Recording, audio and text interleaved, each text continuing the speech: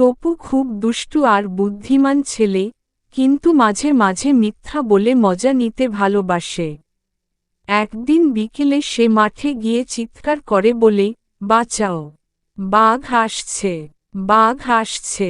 গ্রামের লোকজন দৌড়ে আসে, কেউ লাঠি, কেউ কুড়াল নিয়ে। এসে দেখে কিছুই নেই। তপু হাসে আর বলে, আরে মজা করলাম। সবাই রাগে গোজগোজ করে চলে যায়। দাদি তাকে ডাকে, বোঝায়, মিথ্যা বলা ঠিক না রে, একদিন বিপদে পড়বি। তপু পাত্তা দেয় না। আবার 2 দিন পর একই কাজ, গ্রামের লোকজন আবার আসে, আবার ধোঁকা খায়। এরপর একদিন সত্যি একটা ছোট বাঘ মাঠের পাশে আসে। তপু ভয় পেয়ে কাঁদতে কাঁদতে চিৎকার করে, বাঁচাও, এবার সত্যি বাঘ। কিন্তু কেউ আসে না। সবাই ভাবে ও নিশ্চয়ই আবার মজা করছে। বাঘটা এসে তার খাবার নিয়ে চলে যায়।